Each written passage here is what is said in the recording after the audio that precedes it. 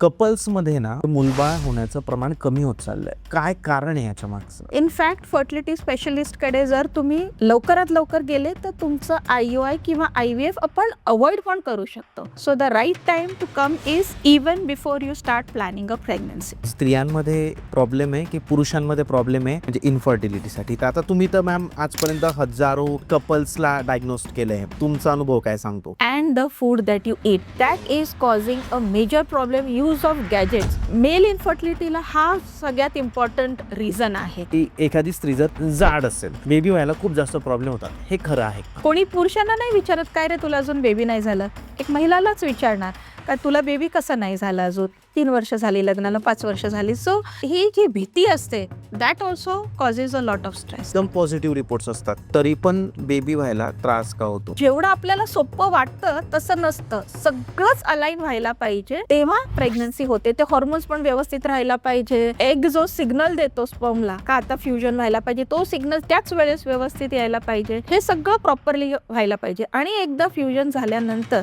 जेव्हा गर्भपिशवीमध्ये गर्भ येतो तेव्हा त्या गर्भपिशवीनी पण हो सांगायला पाहिजे गर्भला का ये बाबा मी ऍक्सेप्ट करतो तुला. पॉर्न बघण्याची जी टक्केवारी आहे ती भारतात जास्त आहे. तर तुम्हाला असं वाटतं का की घाणेरडे व्हिडिओज बघितल्यामुळे स्पर्म काउंटची क्वालिटी ही खराब होऊ शकते? इरेग्युलर पिरियड्स प्रेग्नन्सीवर इफेक्ट करतात का? पुरुषांमध्ये जरीही शुक्राणू नॉर्मल दिसत असेल तरी त्यांच्यावरचा जो DNA असतो त्याचा जो ब्रेकेज असतो तो जास्त असतो. त्याला आपण DNA फ्रॅगमेंटेशन म्हणतो. तर जर DNA फ्रॅगमेंटेशन म्हणजे त्याच्या शुक्राणूवरचा जो DNA ब्रेकेज जर जास्त असला तर असे शुक्राणू एक तर प्रेग्नन्सी फॉर्म करायला प्रॉब्लेम देतात किंवा जर प्रेग्नन्सी झाली तर मिसकॅरेज होऊ शकतो. म्हणजे प्रेग्नेन्सी ला थोडंसं लेट करायचं असतं काही लोकांना, so they use condoms or they use some tablets. नंतर जर प्रेग्नन्सी ठेवायची असेल तर त्यासाठी प्रॉब्लेम येतो का? कपल आलं आणि त्यांनी जे ट्रीटमेंट घेतली सगळे केले बट त्यांना कन्सिव्ह व्हायला प्रॉब्लेम येतोय, 2-3-4 वर्ष झालेले. यावेळेस तुम्ही काय सजेस्ट करता,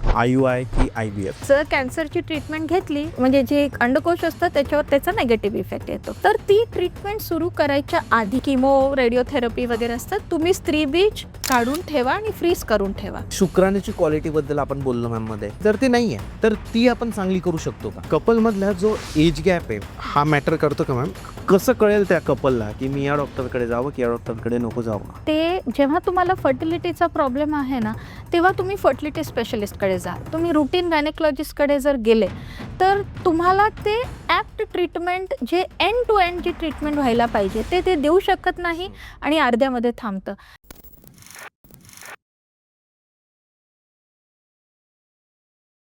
hello guys and welcome to banter with Chetan. मित्रांनो, आज आपल्यासोबत आहे doctor Seema Jain ma'am. Ma'am नमस्ते. नमस्कार. मित्रांनो, आजचा जो आपला टॉपिक आहे पॉडकास्टचा तो खूप वेगळ्या विषयावर आहे. आपण ॲस्ट्रॉलॉजीवर पॉडकास्ट केले, वेट लॉसवर पॉडकास्ट केला, त्यानंतर रिअल इस्टेटवर पॉडकास्ट केले. प्रत्येकाच्या आयुष्यात आपण असं पाहिलं आहे की तुमचा जर वंश वाढायचा असेल तर तुम्हाला मूलबाळ व्हावं लागतं. आणि आजच्या या युगामध्ये आपण बघतोय की मूलबाळ होण्याची जे प्रॉब्लेम्स आहे ते खूप जास्त वाढत चालले. प्रॉब्लेम कोणातही असू द्या, पुरुषामध्ये असू द्या, स्त्रीमध्ये असू द्या, पण तुमच्या घरात जर तो वंशाचा दिवस जन्माला आला नाही तर मग पुढे काय? याच गोष्टीचं सोल्युशन मॅमकडे. ज्यावेळेस तुमच्या डोक्यात विचार येतो ना की मला मूलबाळ झालं पाहिजे, मित्रांनो, त्यावेळेस जर तुम्ही डॉक्टरकडे गेले तर जे नंतरचे जे इश्यू असतात ते सगळे इश्यू तुम्ही थांबवू शकता. या सगळ्या गोष्टींवर आज आपण चर्चा करणार आहे. मॅम स्वतः एक फर्टिलिटी एक्सपर्ट आहे. मॅम, जेव्हा तुमच्या डोक्यात जेव्हा तुम्हाला असं वाटतं की आम्हाला बेबी करायचा आहे तेव्हापासून तर बेबी होतो, तुमच्या हातात बाळ येतं तोपर्यंत तुम्हाला पूर्ण सपोर्ट करतात. मॅम, तुमचं पुन्हा एकदा स्वागत आहे आपल्या चॅनलवर. Thank you so much. मी ॲक्च्युली एक फर्टिलिटी स्पेशलिस्ट आहे. पण पेशंट्सला असं वाटतं की फर्टिलिटी स्पेशलिस्टकडे गेलो का आपलं ट्रीटमेंटच होणार, इंजेक्शन्स देणार, IUI होणार किंवा IVF होणार. पण ही एक खूप मोठी गैरसमज आहे. मला असं वाटतं का द बेस्ट टाईम जेव्हा पेशंट्सनी यायला पाहिजे to a fertility specialist is जेव्हा ते लोक प्लॅन करायची सुरुवात करणार असतात. म्हणजे इवन प्लॅन करायच्या एक 3-4 महिन्याआधी जर आले तर काही प्रॉब्लेम्स जर असले, जे काही प्रॉब्लेम्स असले, स्त्रीमध्ये असेल किंवा पुरुषमध्ये असेल, तर ते आपण तेव्हाच्या तेव्हाच इव्हॅल्युएट करून आणि त्याला रेक्टिफाय केलं, तर मग तुम्ही पुढे जाऊन वंध्यत्वाच्या ब्रॅकेटमध्ये जाणारच नाही, तसा आपण प्रयत्न करू शकतो आणि प्रेग्नन्सी तशी प्लॅन करू शकतो. म्हणजे हे नाही का इथे आले का IUI-IVF होईल. इनफॅक्ट फर्टिलिटी स्पेशलिस्टकडे जर तुम्ही लवकरात लवकर गेले, तर तुमचं IUI किंवा IVF आपण अव्हॉइड पण करू शकतो. So the right time to come is even before you start planning a pregnancy. Exactly. कारण हा काय ना मॅम, आपल्याकडे मला असं वाटतं की भरपूर तर असे लोक आहे की जेव्हा त्यांना वाटतं की आपण प्लॅनिंग केलं पाहिजे, तर ते डिरेक्टली त्यांचं प्लॅनिंग करतात. घरच्या घरीच म्हणजे वॉट एव्हर द ट्रीटमेंट जे जुने लोक सांगत आले ते करून मग ते काहीतरी करतात आणि मग 2-3 वर्ष ट्राय करत असतात. वय निघून जातं आणि मग नंतर होतच नाही. मग सगळ्यात शेवटी काय करायचं? मग फर्टिलिटी एक्सपर्टकडे जातात. बट तुम्ही जे बोलल्या की तुम्ही आधीच या, तुमचा जो नंतरचा जो त्रास आहे तो जर तुम्हाला वाचवायचा असेल, तर तुम्ही आधीच फर्टिलिटी एक्सपर्टकडे गेलं पाहिजे आणि स्टार्टपासून तुमची जी प्रोसेस आहे व्यवस्थित ती होऊ शकते. मॅम ही गोष्ट तर झाली, बट आता आपण असं बघतोय की आजकालचा जर विचार केला तर कपल्समध्ये ना म्हणजे मूलबाळ होण्याचं प्रमाण कमी होत चाललंय. तर तुम्हाला काय वाटतं, काय कारण आहे याच्या मागचं? इनफर्टिलिटी मागचं कारण काय आहे? ॲक्च्युली इनफर्टिलिटी बऱ्याच लोकांना असं वाटतं का आता डायग्नोसिस खूप होतं, अवेअरनेस खूप आहे किंवा रील्स खूप आहे म्हणून जास्त आहे असं वाटतं. पण ॲक्च्युअली स्पीकिंग इनफर्टिलिटी खरंच खूप वाढलेलं आहे. म्हणजे आधी म्हणजे मी जेव्हा सपोज ग्रॅज्युएट झाले, तेव्हा आम्हाला असं कोणी प्रेग्नन्सी कोणाला होत नसेल, तर ते कधी राहणार आहे 35-38 इयर ओल्ड वुमन असेल तेव्हा. पण आता आपल्याला असं दिसतंय का 22, 23, 25 वर्षाच्या मुलींना सुद्धा प्रॉब्लेम येतो. So what is happening is का जी प्रेग्नन्सी राहायची प्रोबॅबिलिटी आहे, ती ऑलरेडी ॲट लेसर एज कमी होत चालली आहे. प्लस त्याच्यावर काय होतं, लग्न उशिरा करतात.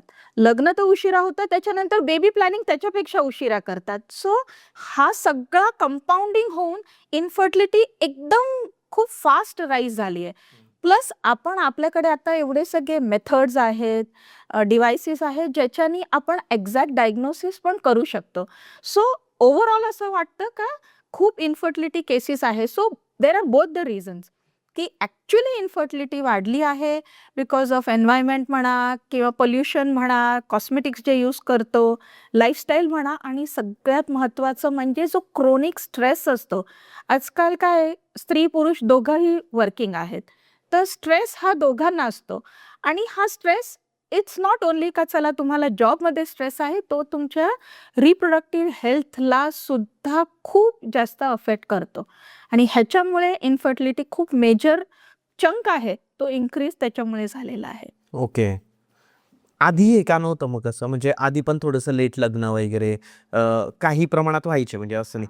बट आधीची लाईफस्टाईल पण वेगळी होती का, असं तुम्हाला वाटतं का? आणि 100% आताची जी लाईफस्टाईल आहे, या दोघांमध्ये जर डिफरन्सिएशन करायचं झालं, तर कोणते मेन मुद्दे वाटतात, की हे मुद्दे आहेत, की ज्यामुळे आधी लवकर म्हणजे व्हायचं आणि आता जास्त इश्यू यायला लागले इनफर्टिलिटीचे?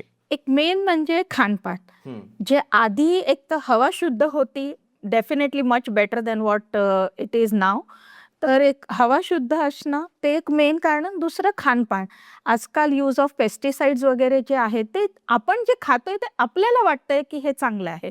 पण ते कोणत्या सॉईलमधून आलेलं आहे, त्याच्यामध्ये किती पेस्टिसाइड्स गेले होते, तर ते खानपान पण चांगलं नाही. प्लस घरी स्वयंपाक हा खूप कमी होतं, तर प्रोसेस्ड फूडचा यूज खूप जास्त आहे. जॉबला जाता तुमचं यूज ऑफ कॉस्मेटिक्स म्हणजे परफ्यूम्स म्हणा, डिओड्रंट्स म्हणा, नेल पॉलिश म्हणा, हे. प्लस जॉबमध्ये तुम्ही बसून काम करणं, हे 13 तास, 14 तास, 18 तास तुम्ही बसून काम करता, that too with gadgets and both laptops, mobiles, हे सगळे कारणं, lights that you sit under also can cause decrease in fertility. हे झालं आणि as I said chronic stress. हा कंटिन्युअस हे काम व्हायला पाहिजे, ते काम व्हायला पाहिजे, हा जो स्ट्रेस असतो, तो तुमच्या हॉर्मोन्सला खूप जास्त अफेक्ट करतो आणि त्याच्यामुळे प्रेग्नन्सी राहायचा चान्स कमी होऊन जातो. एक्झॅक्टली. आधी असं पाहिलं जायचं, आपण मूव्हीजमध्ये पाहिलंय, की जर कुणाला बाळ होत नसेल, तर त्या स्त्रीला ती सासू जी असायची तिला खडूस सासू म्हटलं जायचं. ती खूप त्रास द्यायची की इसे बच्चा नहीं हो रहा है असं मूवीमध्ये आपण बघितलंय. आज पण तीच परिस्थिती का की म्हणजे स्त्रियांमध्ये प्रॉब्लेम आहे की पुरुषांमध्ये प्रॉब्लेम आहे म्हणजे इन्फर्टिलिटीसाठी? तुम्हाला काय वाटतं? आता तुम्ही तर मॅम आजपर्यंत हजारो कपल्सला डायग्नोज केलंय, तर तुमचा अनुभव काय सांगतो? पण अजूनही वंध्यत्व ह्याला स्टिग्मा तर आहेच आणि दोष फिमेलला दिला जातो ते आहे अजून. पण हे व्हॉट इज हार्टनिंग आता इज की हजबंड वाईफ दोघं जण येतात आणि ते समजतात का आजकाल प्रॉब्लेम दोघांमध्ये असू शकतो. आजकाल खूप रेअरली असं होतं का एकालाच प्रॉब्लेम आहे. आता सगळे वर्किंग आणि ह्या सगळ्या लाईफस्टाईलच्या कारणाने थोडा इश्यू ह्याच्या स्त्रीमध्ये, थोडा इश्यू पुरुषमध्ये, हा कॉम्बिनेशन खूप कॉमन झालेला आहे. इन्स्टेड ऑफ की एकलाच खूप मोठा प्रॉब्लेम आहे आणि दुसऱ्याचं सगळं व्यवस्थित आहे. हा combination is much lesser than का दोघांमध्ये थोडा थोडा प्रॉब्लेम आहे असं. आणि आहे अजून पण तो फॅमिली प्रेशर म्हणा, सोशल प्रेशर्स म्हणा, हे सगळं अजून एक्झिस्टिंग आहे. But things are changing. Yes, for sure. Male infertility. Male infertility हा असा सब्जेक्ट आहे की मी थोडा डेटा रीड करत होतो आणि त्याच्यात मला असं लक्षात आलं की मोर दॅन 80% जे प्रॉब्लेम्स आता आजकाल आहेत मॅम, तर ते मेल इन्फर्टिलिटीमुळे आहे. पुरुषांमध्ये जास्त प्रॉब्लेम्स आहेत. तर खरं एक आहे आणि त्याचे कारण काय की पुरुष कुठे चुकतोय मग इथं? मोर दॅन 80% तुम्ही नाही सांगणार, पण अगदीच असं सगळंच फिमेलचा असं काय ॲक्च्युली काय आहे, फिमेल्समध्ये अनेक कारणं असू शकतात प्रेग्नन्सी न राहण्याचे. म्हणून असं वाटतं का फिमेल्समध्ये हे एवढे सगळे कारणं आहेत. मेलचं काय एकच असतं का युजली स्पर्ममध्ये काही एबनॉर्मलिटीज आहेत असं. आता मेन कारण म्हणजे पुरुषांचं हे आहे, जे लोकांना असं वाटतं का व्यसनमुळे खूप प्रॉब्लेम्स येतात. आता तो सिनेरिओ ॲक्च्युली चेंज झालाय, कारण का माझ्याकडे जे पेशंट्स येतात, most of them are hardly smoking or drinking. In fact drinking असेल तरी ते सोशल ह्याच्यामध्ये ड्रिंकिंग असतं 2-3 महिन्यात एकदा. अँड म्हणून ते ॲक्च्युली व्यसन व्यसन व्यसन हे जे सांगितलं जातं ते ह्या जनरेशनमध्ये नाही आहे, which is something which is very very good. Good. The actual reasons again main is lifestyle and the food that you eat, that is causing a major problem. Use of gadgets, हा गॅजेट्सचा use एवढा आपल्या लाईफचा part होऊन गेलाय की we can't imagine की smartphone शिवाय आपण हलू चालू शकतो, लॅपटॉप शिवाय काम करू शकतो. हे इमॅजिनेशनच्या पलीकडे झालेलं आहे. पण ह्या सगळ्या वस्तू खूप जास्त अफेक्ट करतात. मेल इन्फर्टिलिटीला हा सगळ्यात इम्पॉर्टंट रिझन आहे. यूज ऑफ गॅजेट, सिडेंटरी वर्कस्टाईल, बसून 10, 12, 14, 16 तास काम करणं, मांडीत लॅपटॉप घेऊन बसणं, हे सगळे मेन प्रॉब्लेम्स आहेत, मेन रिझन्स आहेत प्रेग्नन्सी न होण्याचे फॉर इन मेल्स. बरोबर आहे. म्हणजे आजकाल जे IT मध्ये जॉब करतात ते तर कंटिन्यू बसून आहे मॅम हे लोकं. जर या लोकांनी थोडी एक्सरसाइज केली किंवा वॉक केलं सकाळी 1 तास, तर यांना थोडा बेनिफिट होऊ शकतो असं. डेफिनेटली हा concentration should be more on the lifestyle and learning to handle stress.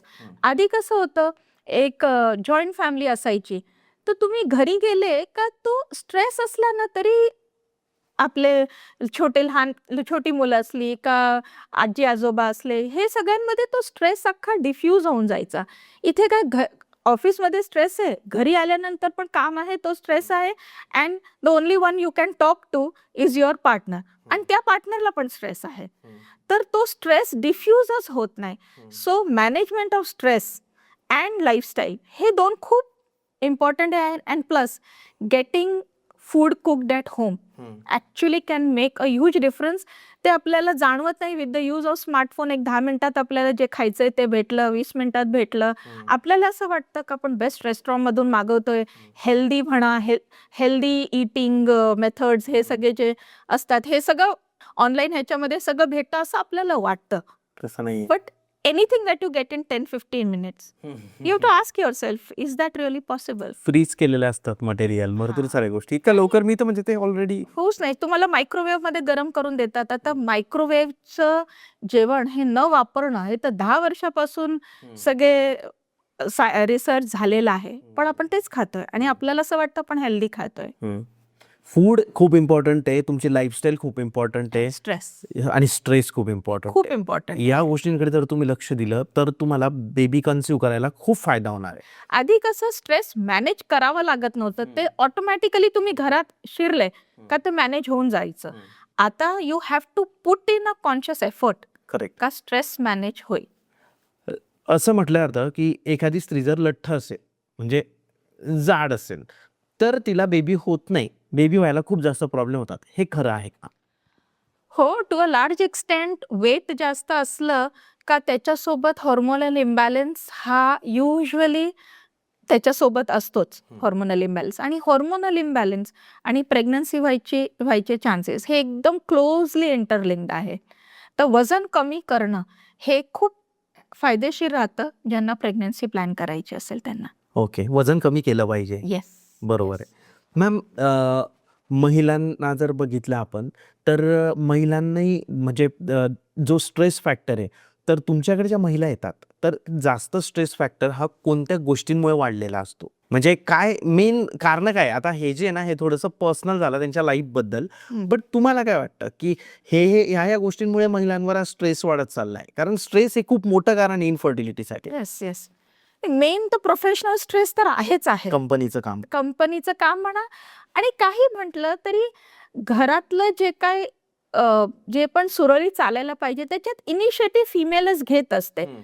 Mails do help and things have been so much better, पण इनिशिएटिव्ह फिमेल घेत असते. सो घर आणि आपलं करिअर हे दोन्ही सांभाळणं ही एक इम्पॉर्टंट वस्तू आहे ज्याच्याने स्ट्रेस असतो. प्लस प्रेग्नन्सी होत नसेल तर तो जे इमेज आहे की the problem is with the female, the lens from which the society sees the female has still not changed. So तो स्ट्रेस असतो की मी अकाउंटेबल आहे, मला प्रेग्नन्सी होत नाहीये.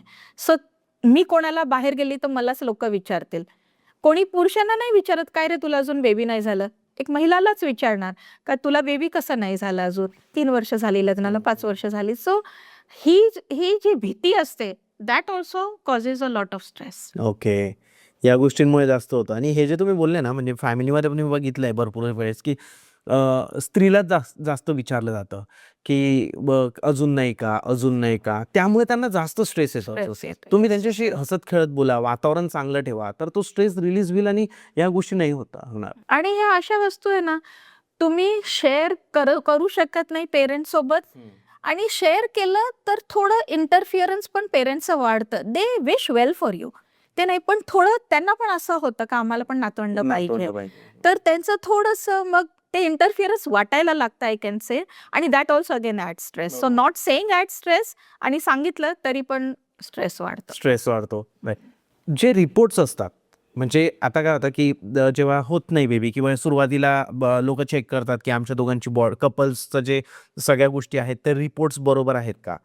रिपोर्ट्स बरोबर येतात, एकदम पॉझिटिव्ह रिपोर्ट्स असतात की baby the couple can conceive the baby pregnancy, but तरी पण बेबी व्हायला त्रास का होतो? मग इश्यूज कुठे असतात ॲक्च्युअली? जर रिपोर्ट्स इतके सांगतायत सगळं ओके तर मग प्रॉब्लेम कुठे मॅम? हा खूप इम्पॉर्टंट मुद्दा आहे. पेशंट्स असे एवढ्या मोठ्या मोठ्या फाईल घेऊन येतात आणि मॅडम आमचे सगळे रिपोर्ट्स नॉर्मल आहेत, मग प्रेग्नन्सी होत नाहीये, म्हणजे काय प्रॉब्लेम आहे हे समजणं खूप गरजेचं आहे.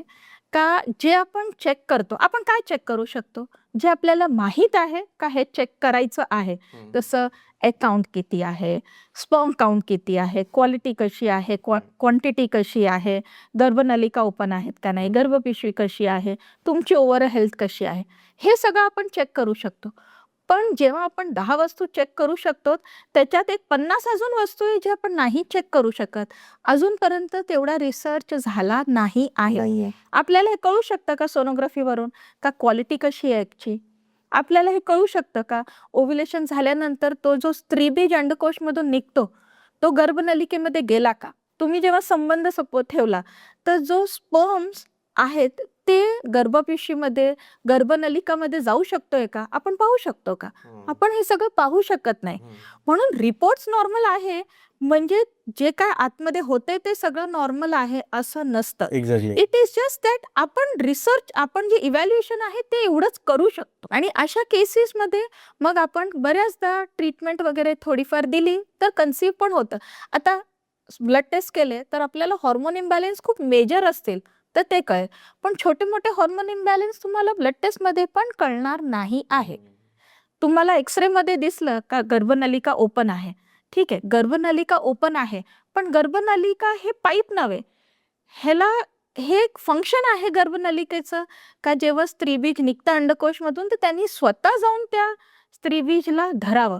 हे करू शकते का नाही ते आपल्याला एक्सरे मधून कळू शकतच नाही. तर ह्या सगळ्या कारणांमुळे जे आपल्याला कळू शकतच नाही. पेशंट्स असे येतात का रिपोर्ट्स नॉर्मल आहे. सो येस, जेवढे केले ते रिपोर्ट्स नॉर्मल आहे, जे नाही केलं त्याचं काय, जे रिपोर्ट जे आपण करू शकतच नाही, हे समजू शकतच नाही त्याचं काय त्याचं काय. एक्झॅक्टली. म्हणजे मेन तेच आहे की जे रिपोर्ट नॉर्मल तेच रिपोर्ट आहे जे खूप इझी टू चेक आहे. येस, असे 100 रिपोर्ट असतील अजून की जे तुम्ही चेकच नाही करू शकत आहे, ते प्रॉब्लेम चेकच नाही करू शकत आहे.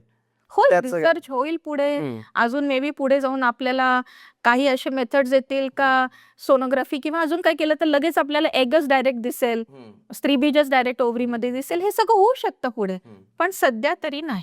करेक्ट.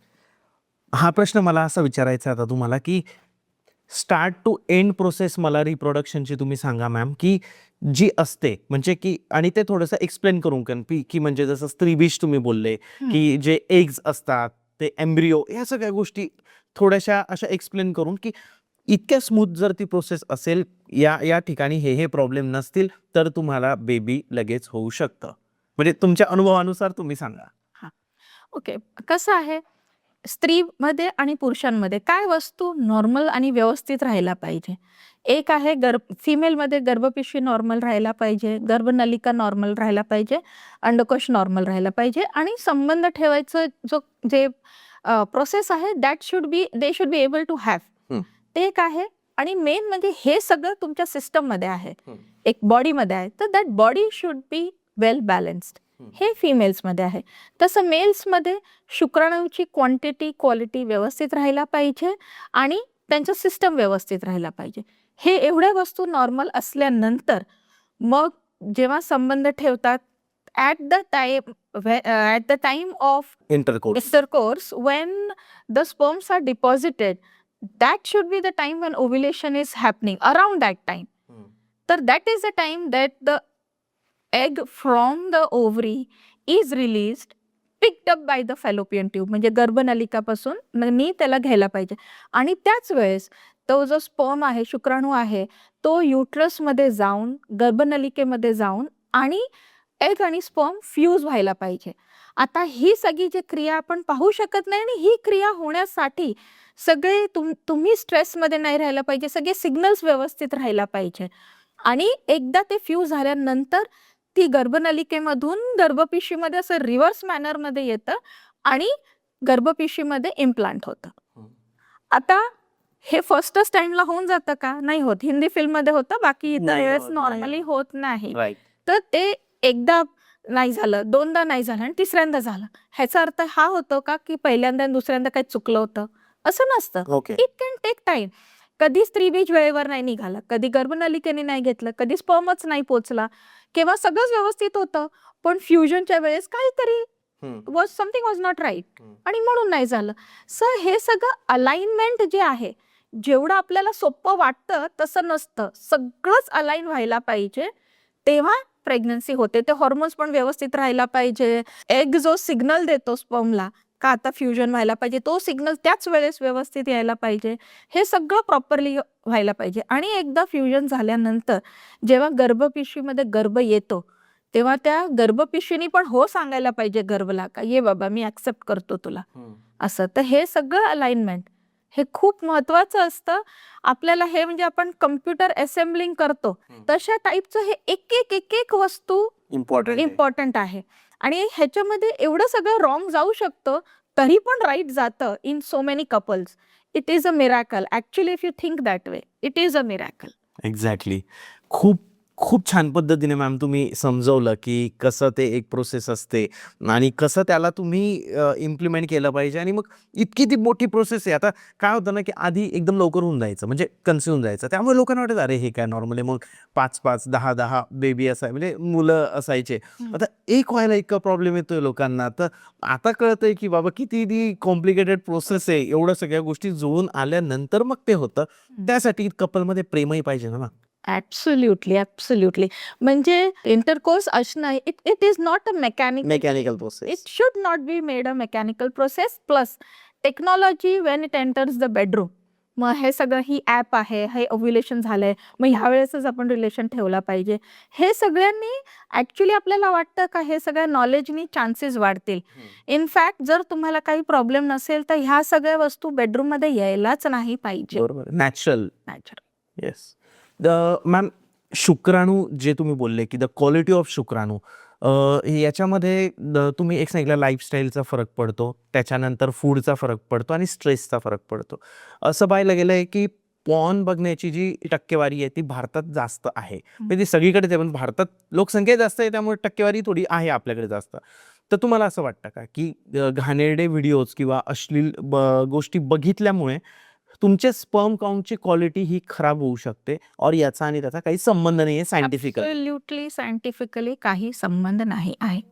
काहीच संबंध नाही याचा, काहीही नाही आहे. दॅट इज युअर थिंग म्हणजे हां, That is a medically, हां. but addiction to porn is also not good because then you have unrealistic expectations. आणि त्याच्याने जो स्ट्रेस वाढतो हं. that can affect हां. your chances of conception, but porn as such does not. Okay. Irregular periods प्रेग्नन्सीवर effect करतात का? Irregular periods म्हणजे हॉर्मोनल इम्बॅलन्स. हॉर्मोनल इम्बॅलन्स म्हणजे ओव्ह्युलेशन होत नाहीये, स्त्रीबीज बरोबर रिलीज होत नाहीये किंवा करेक्ट सिग्नल्स नाही भेटणार. हे सगळं खूप ॲब्सोल्युटली लिंक्ड आहे प्रेग्नन्सी राहायच्या प्रोबॅबिलिटीला. तर yes, irregular periods means hormonal imbalance or it can also mean का क्वालिटी, क्वांटिटी ऑफ एगमध्ये काहीतरी प्रॉब्लेम आहे. आणि हे सगळे डायरेक्टली रिलेटेड आहे प्रेग्नन्सी राहायच्या प्रोबॅबिलिटी सोबत. तर ओके. येस. म्हणजे जर कुणाला इरेग्युलर पिरियड्स आहे तर त्यांनी लवकरात लवकर डॉक्टरकडे चेकअप करावं. प्लॅन करायच्या आधी सुद्धा चेकअप करावं. क्युरेबल आहे मॅम ते? डिपेंड्स कॉज काय आहे. हां. क्युरेबल नसेल तरीही मॅनेजेबल आहे सो दॅट प्रेग्नन्सी होऊ शकते. कन्सीव्ह होऊ शकते. असं. ओके. मॅम मला सांगा आता की प्रेग्नन्सीचा जो पार्ट येतो आपला, तर टाईम फ्रेम जी असते म्हणजे लेडीज एखाद्या फिमेलला पिरियड्स येतात आणि की तो जो इंटरकोर्सचा जो जे दिवस असतात ते कोणते हवे? पिरियड्स नंतर किती दिवस इंटरकोर्स केल्यानंतर किंवा ते जे असतात ते मला तुम्ही एक्सप्लेन करा. हे सगळ्यांना व्हेरी होतं फ्रॉम द सायकलची लेंथ किती आहे. पण आपण ओव्ह्युलेशन एक्झॅक्टली कधी होणार आहे ते मॉनिटर करू शकत नाही किंवा करावं पण नाही जर तुम्ही जस्ट प्लॅनिंग सुरू केलंय. तर पिरियड संपल्यानंतर 8व्या-9व्या दिवसापासून एक 20-25व्या दिवसापर्यंत एक आठवड्यातून 2-3दा संबंध ठेवले तर it is good enough. Actually speaking having intercourse as per desire will always be sufficient. असं बघितलं गेलंय की म्हणजे प्रेग्नेन्सी ला थोडंसं लेट करायचं असतं काही लोकांना, सो दे यूज कॉन्डम्स और दे यूज सम टॅबलेट्स, पिल्स. तर पिल्स यूज केल्याने नंतर जर प्रेग्नन्सी ठेवायची असेल तर त्यासाठी प्रॉब्लेम येतो का? लेडीजच्या हेल्थवर पिल्सचा प्रॉब्लेम होतो का? कारण खूप गैरसमज या गोष्टीसाठी त्याबद्दल. हां, हा खूप मोठा गैरसमज आहे का पिल्स घेतल्या होत्या आधी आम्ही 1 वर्ष 2 वर्ष प्रेग्नन्सी पाहिजे नव्हती आणि पिल्स घेतल्या आम्ही म्हणून आता प्रेग्नन्सी होत नाहीये. नाही, it is not like that. Actually the problem is तुम्ही प्रेग्नन्सी प्लॅन करणं डिले केलं आहे. That is the problem. Pills is not the problem किंवा any other method of contraception म्हणजे कॉन्डोम्स म्हणा, हे सगळ्यांनी तुमचं चान्स फर्टिलिटी ड्रॉप होतं असं नाहीये. काहीच संबंध नाही. हेच एवढंच आहे का तुम्ही जे 3 वर्ष आधी करायला पाहिजे होतं आता 3 वर्षानंतर करतोय. फर्टिलिटी हा खूप टाइम सेन्सिटिव्ह विषय आहे आणि हे समजणं खूप गरजेचं आहे. म्हणून मी नेहमी पेशंटला सांगत असते का एवढे मोठे फाईल होईपर्यंत थांबू नका. तुम्ही प्रेग्नन्सी प्लॅन करायच्या आधीच या so we can tell you की तुम्ही फर्टिलिटी लॅडर आहे सपोज त्या शिडीवर तुम्ही कुठे आहात. If you are at the right step it's okay. तुम्ही 6 महिने 8 महिने वर्षभर पण थांबू शकतात. पण ते थांबायचं का नाही थांबायचं तो गायडन्स तुम्ही फर्टिलिटी स्पेशलिस्ट कडून घ्या. मॅम भरपूर वेळा आहे ना की सिमेंट्स चेक करूनच येतात तुमच्याकडे लोक, आणि ते सगळं ओके असतं, काही प्रॉब्लेम नसतो, बट मग तरी पण का कन्सिव्ह व्हायला इश्यू येतात? आता आपण फोकस फॉर जर नुसतं मेलवर ठेवला, सपोज ॲट दिस पॉईंट हं. नाही आपण कन्सिडर करतोय का स्त्रीचं जे पण काही इव्हॅल्युएशन आहे ते झालं आणि ते सगळं व्यवस्थित आहे, आणि पुरुषाचं पण सिमेंट टेस्ट जी झाली ती नॉर्मल आहे. आता बऱ्याचदा काय होतं ना, की जे शुक्राणू आपल्याला दिसतात ते क्वालिटी क्वांटिटी जी बेसिक सिमेंट अनालिसिस असतं त्याच्यामध्ये तेवढंच पाहिलं जातं. 3च वस्तू पाहिली जाते. एक काउंट असते, एक मूव्हमेंट म्हणजे मोटिलिटी कशी आहे, आणि तिसरं डिफेक्टिव्ह नॉन डिफेक्टिव्ह स्पर्म्स कसे आहेत. आणि हे सगळं जर नॉर्मल असेल तर तो रिपोर्ट नॉर्मल आहे असं पेशंट आमच्याकडे घेऊन येतं. पण ॲक्च्युली ते कम्प्लीट नाही आहे ही टेस्ट. ह्याच्या पुढे कधी-कधी काही-काही पुरुषांमध्ये जरीही शुक्राणू नॉर्मल दिसत असतील, तरी त्यांच्यावरचा जो DNA असतो, त्याचा जो ब्रेकेज असतो तो जास्त असतो. त्याला आपण DNA फ्रॅगमेंटेशन म्हणतो. तर जर DNA फ्रॅगमेंटेशन म्हणजे त्याच्या शुक्राणूवरचा जो DNA ब्रेकेज जर जास्त असला, तर असे शुक्राणू एक तर प्रेग्नन्सी फॉर्म करायला प्रॉब्लेम देतात, किंवा जर प्रेग्नन्सी झाली तर मिसकॅरेज होऊ शकतो. हो. तर सगळं नॉर्मल आहे म्हणून ॲक्च्युअली फर्टिलिटी स्पेशलिस्ट सगळं ते चेक करतात की what the list of the test is that list also complete or not. बऱ्याचदा पेशंट्सला जेव्हा रुटीन डॉक्टर्सकडे जातात तर ट्रीटमेंट सुरू केली जाते विदाउट प्रॉपर इव्हॅल्युएशन, आणि पेशंटला असं वाटतं का हा आमचं तर सगळं इव्हॅल्युएशन झालंय. डिटेल्ड इव्हॅल्युएशन हे पण तेवढंच गरजेचं आहे. नुसतं evaluation is not enough. Detailed evaluation for the male, हे जे मी सांगितलं सिमेन अनालिसिस नॉर्मल आहे. मेलला ह्या गोष्टी येतात, म्हणजे तो जो DNA आहे तो चेक करावा लागतो, त्याच्यावर जो असतो तो सगळं जरी ओके असलं तरी इतकी बारीक गोष्ट आहे DNA ची ती चेक करावी लागते. ती आपल्याकडे होते का मॅम? हो. आपण करतो त्याचे? Yes, yes. ओके. येस. आता मॅम मला यायचं आहे की समजा कपल आलं आणि त्यांनी जे ट्रीटमेंट घेतली सगळं केलं, बट त्यांना कन्सिव्ह व्हायला प्रॉब्लेम येतोय. 2-3-4 वर्ष झालेले तरी प्रॉब्लेम येतोय. तुम्ही असं पकडा 5 वर्ष झाले ट्राय करताय बिचारे, पण तरी होत नाहीये. यावेळेस तुम्ही काय सजेस्ट करता? IUI की IVF, की त्याच्या आधी काही प्रोसेस असते ती तुम्ही सजेस्ट करता? आता कसं आहे, हे म्हणजे हा खूप क्वेश्चन जनरलाइज झाला. जेनेरिक झाला, कारण का हे जेव्हा पेशंट येतात तेव्हा त्यांचं बेंट ऑफ माइंड कसं आहे, त्यांची हेल्थ कशी आहे, आणि जे टेस्ट केले ते सगळे व्यवस्थित झालेत का नाही.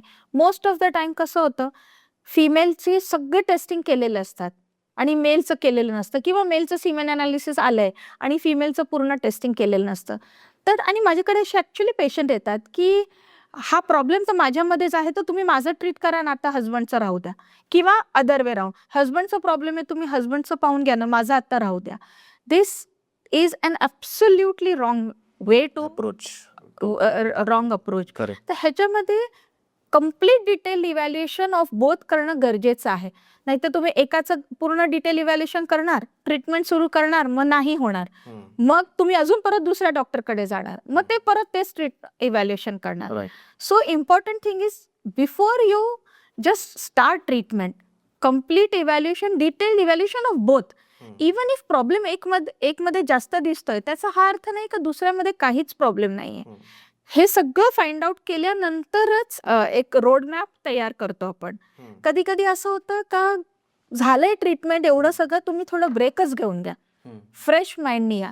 हे सुद्धा पार्ट ऑफ ट्रीटमेंट असतं. बरं. डायरेक्टच IUI करायचं, IVF करायचं असं नाही. आणि काही काही लोकांचं असं पण असतं का खूप वेळ घालवलेला असतं. म्हणजे असे पेशंट असतात ज्यांनी मला 1-2 वर्ष आधी दाखवलं होतं, मी त्यांना काही ट्रीटमेंट सांगितलं होतं, फॉर व्हॉट एव्हर रिझन त्यांनी आयुर्वेदिक किंवा होमिओपॅथी काही असं दुसरं सगळं ट्राय केलं आणि मग परत आले. आता अशा क्षणी काय होतं, जे ट्रीटमेंट मी त्यांना 2 वर्ष आधी सांगितलं होतं ते ॲप्लिकेबलच नाही आहे त्यांना. हा सगळा प्रॉब्लेम पण असतो. सो इट इज इम्पॉर्टंट का तुम्ही ज्या वेळेला जो ट्रीटमेंट तुम्हाला सांगितलेला आहे त्याच रोडमॅपवर चालायचं, नाही तर because that will not be valid after an year or 2 years. IUI आणि IVF मधला फरक काय? आपली जी ऑडियन्स आहे जी आज या फेजमधून जाते किंवा ज्यांना प्लॅनिंग करायची आहे आणि त्याच्या फॅमिलीमध्ये त्यांनी हे वर्ड्स ऐकलेले, तर तुम्ही त्यांना एकदम सिंपल भाषेत सांगा IUI आणि IVF मधला फरक, मग आपण त्याला डिटेलमध्ये चर्चा करू. आता प्रोसेसमध्ये तर फरक आहे, तेच तर आहेच. IUI आणि IVFच्या प्रोसेसमध्ये IUI ही खूप बेसिक प्रोसेस आहे, ज्याच्यामध्ये आपण शुक्राणूला म्हणजे सिमेन सॅम्पल घेऊन त्याच्यामध्ये मीडियम किंवा एक ॲक्टिवेटर समजून घ्या, तेवढं आपण ॲड करून जे बेस्ट स्पर्म्स आहेत त्याला घेऊन आपण गर्भपिशवीमध्ये टाकतो. हे खूप बेसिक प्रोसिजर आहे. लोकांना वाटतं का IUI म्हणजे जर सीमेन सॅम्पलला आपण प्रोसेसिंग करून आणि गर्भपिशवीमध्ये टाकलंय तो प्रेग्नन्सी तर व्हायलाच पाहिजे. एवढं मोठं IUI प्रोसेस नाही आहे. नाहीये. जे शुक्राणू नॉर्मली वजायनामध्ये डिपॉझिट होतात ते आपण घेऊन गर्भपिशवीमध्ये टाकतो, तेवढंच करतोय आपण. ते शुक्राणू गर्भनलिकेत जातात ते नाही जातात ते हे सगळं पाहू शकत नाही आपण. IVF मध्ये आपण ॲक्च्युअली स्त्रीबीज पाहतो, एक शुक्राणू पाहतो आणि त्याला फ्यूज करतो. सो हा प्रोसेसचा फरक झाला. दुसरा फरक जो आहे तो सक्सेस रेटचा आहे.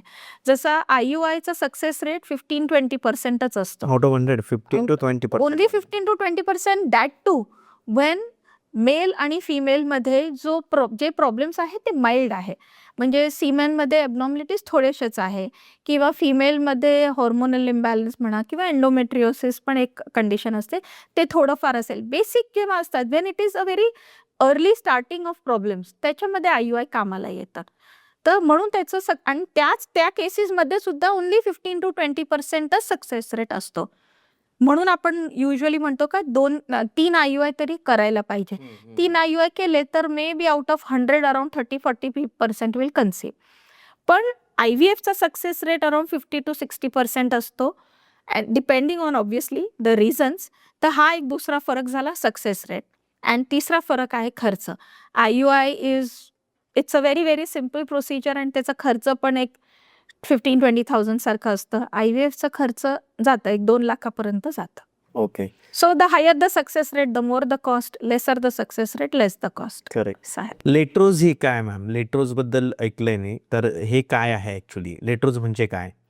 ही लेट्रोज एक गोळी आहे जी युजली टॅबलेट्स म्हणजे खूप बेसिक ट्रीटमेंट असते. ज्यांना थोडंफार हॉर्मोनल इम्बॅलन्स वगैरे असलं, ज्यांना रेग्युलर ओव्ह्युलेशन होत नाहीये, तर ह्या गोळींनी आपण स्त्रीबीज किंवा फॉलिकल म्हणा, फॉलिकल ग्रो करून घेतो आणि आपण ते टाइम करू शकतो का हा ओव्ह्युलेशन आता ह्या वेळेला होईल. आपण मॉनिटरिंग करावं लागतं त्याला की एक 12व्या 14व्या 16व्या दिवशी ओव्ह्युलेशन होईल.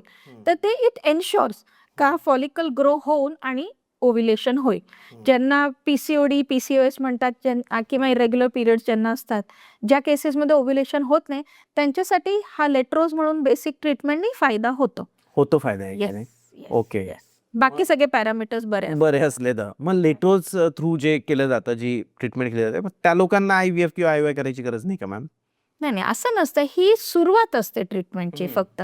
ह्याच्यानी फरक पडला. आता लेट्रोज गोळी एकदम खूप कमी स्ट्रेंथची गोळी आहे, त्याच्यानी फरक पडेलच ही काही गॅरंटी नाहीये. राईट. आणि एज आय सेड ओव्ह्युलेशन होणं नॅचरल प्रेग्नन्सी होण्यासाठी मॅन्डेटरी आहे.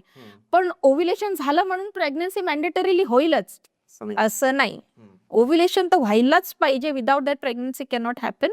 Natural pregnancy cannot happen. पण ओव्ह्युलेशन झालं आणि प्रेग्नन्सी होऊन गेली. अशी येतात ना पेशंट, माझं तर ओव्ह्युलेशन पण झालं होतं, तुम्ही तर पाहिलं होतं, मग का नाही राहिली प्रेग्नन्सी असं म्हणतात. कारण का नुसतं ओव्ह्युलेशन होणं हा एक छोटा भाग आहे अख्ख्या प्रेग्नन्सी व्हायच्या प्रोसेस मधला. खूप छोटा भाग आहे. मग IVF जी प्रोसेस आहे ती आपण बघितलं जातं की खूप इमोशनल डिसिजन असतो जेव्हा एखादा व्यक्ती, एखादं कपल IVF साठी जातं.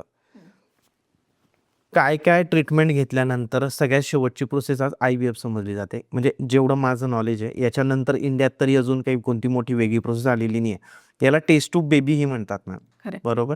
तर IVF प्रोसेस ही केव्हा डिसिजन घ्यावा? डॉक्टर तर रिकमेंड करतातच, बट एखादं कपल आहे त्याने केव्हा जावं एखाद्या डॉक्टरकडे की सगळं संपलंय आता किंवा आता कळतच नाही काय करा, मग तेव्हा IVF प्रोसेस पर्यंत येतो का व्यक्ती? हे ऍक्च्युली सगळ्यात मोठी गैरसमज हेच आहे का आम्ही सगळं करून हारलोय आणि आता IVF कडे जावं लागत आहे आम्हाला. हा इमोशनच चुकीचा आहे.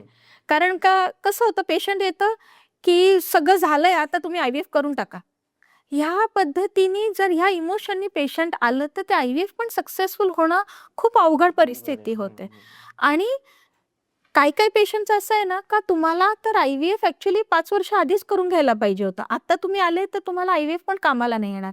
हा सेक्शन पण असतो. आणि काही पेशंटचं असं असतं का एवढं सगळं ट्रीटमेंट घेतले पण तुम्ही ट्रीटमेंटच करेक्ट नाही झालेलं आहे. तुमचं, तर तुम्हाला अजूनही IVF ची गरज नाहीये. असं पण ओके. असे पण असंही केसेस होतं. असतात. हां. तर हे जे पेशंटला असं वाटतं ना, की एक शिडी आहे आणि आपण शिडीवर चढतोय. आधी आम्ही नॅचरली ट्राय केलं, नाही झालं. गोळ्या घेतलं, नाही झालं. इंजेक्शन घेतलं, नाही झालं. IUI केलं, नाही झालं. आता IVF करायचंय. सगळ्यांसाठी ही शिडीच असते असं नसतं. काही-काही लोकांना शिडीच्या पहिल्या दुसऱ्या टप्प्यावरच प्रेग्नन्सी होईल असं पण होऊ शकतं.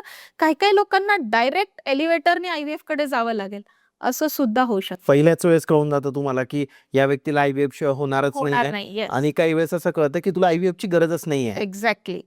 हे असं होतं. हां. ॲक्चुअली हे रिअल प्रॅक्टिसमध्ये हे सगळं एवढं पाहायला भेटतं ना, का म्हणजे समटाईम्स यू फील सॉरी का तुम्ही करेक्ट वेळेला का नाही जात? का नाही असा आलं? हा बरोबर. हा इमोशन खूप फ्रिक्वेंटली येतो ॲज डॉक्टर्स. कधी-कधी आम्हाला हेल्पलेस वाटायला लागतं का हेच माझ्याकडे 2 वर्ष आधी आले असते तर I would have been able to help. मग अशा केसेसमध्ये कधी डोनर सांगावं लागतं. मग त्याच्यासाठी त्यांची मनस्थिती नसते. हा सगळा प्रॉब्लेम होतो. पण जे IVF डायरेक्ट ज्यांना गरज असते, मेन जे स्त्रियांमध्ये स्त्रीबीज खूप कमी आहे किंवा पुरुषांमध्ये शुक्राणूची क्वालिटी, क्वांटिटी खूप पुअर आहे बरोबर. किंवा 3-4 IUI सायकल झालेत आणि नाही कन्सीव्ह झालंय किंवा सिव्हिअर एंडोमेट्रियोसिस आहे किंवा ट्यूब्स ब्लॉक्ड आहे. हे डिरेक्टली IVF कडे पॉइंट करतात. मॅम, एग फ्रीजिंग आणि एम्ब्रिओ फ्रीजिंग ह्या 2 टर्म्स आहेत. ते आम्हाला मराठीतही तुम्ही समजावून सांगा थोड्या. आणि ही प्रोसेस काय? ते फ्रीजिंगचं काय मीनिंग आहे? म्हणजे लोकांनाही कळेल, कारण ह्या प्रोसेस तर नॉर्मल आहेत आजकाल. तर याबद्दल काय सांगा? आता एग फ्रीजिंग आहे ना, कोणासाठी असतं? ज्या स्त्रीचं लग्न झालं नाही अजून किंवा तिला पार्टनर नाहीये किंवा तिला लग्न करायचं नाहीये किंवा तिने ठरवलेलं नाहीये का मला पुढे प्रेग्नन्सी पाहिजे पण का नाही. तर ॲज अ बॅकअप मेथड की मी अजून डिसिजन घेतला नाहीये, पण मी पुढे माझ्यासोबत काय होणार आहे, मी पुढे काय डिसिजन घेणार आहे, त्याचं मला अजून माहीत नाही, फ्युचर माहीत नाहीये. तर आपण प्रेझेंटमध्ये ते स्त्रीबीज काढून फ्रीज करून ठेवतो. जे नंतर जेव्हा गरज पडेल, जे कोणी पार्टनर असेल त्याच्या शुक्राणूसोबत आपण नंतर त्याला फ्यूज करून गर्भ बनवू शकतो. ओके. तर हा egg freezing usually single females असतात त्यांच्यामध्ये केलं जातं. करून ठेवतात या. करून ठेवतात किंवा हा पण एक मोठा कारण आहे का काही-काही स्त्रियांना कॅन्सर डायग्नोसिस झालेला आहे आणि जर कॅन्सरची ट्रीटमेंट घेतली तर स्त्रीबीज म्हणजे जे एक अंडकोश असतं त्याच्यावर त्याचा निगेटिव्ह इफेक्ट येतो. तर ती ट्रीटमेंट सुरू करायच्या आधी केमो. किमो, रेडिओथेरपी हां, वगैरे हां, असतं. हां. तर ती ट्रीटमेंट सुरू करायच्या आधी तुम्ही स्त्रीबीज काढून ठेवा आणि फ्रीज करून ठेवा. म्हणजे मग कॅन्सरचा इफेक्ट वगैरे तुमचं कॅन्सर क्युअर झाल्यानंतर तुम्हाला प्रेग्नन्सी जेव्हा प्लॅन करायची आहे, तेव्हा मग तुम्ही हे स्त्रीबीज वापरू शकता. हे ओके. मेन 2 कारण आहे. म्हणजे एक मेडिकल फ्रीजिंग झालं म्हणजे मेडिकल कंडिशन आहे म्हणून आणि एक सोशल म्हणजे नाही करायचं आता लग्न. नाही, आता बेबी आजकाल नाही वाढत करायचं. चाललंय थोडं. म्हणजे I want to delay my career whatever आहे म्हणून.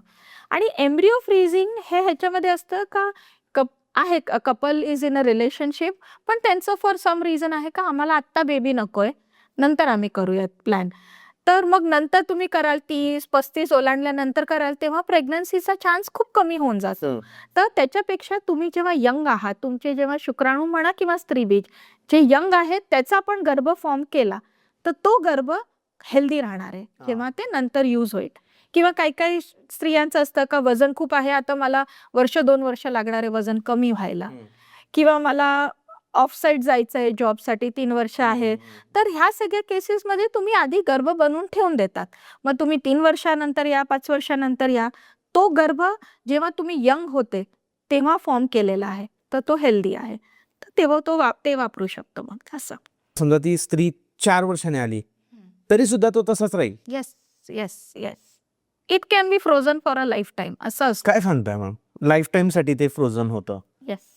मग लोकं करतायत असं आजकाल? खूप कॉमन हे झालंय आता. म्हणजे काही-काही लोकांना अवेअरनेस नसते.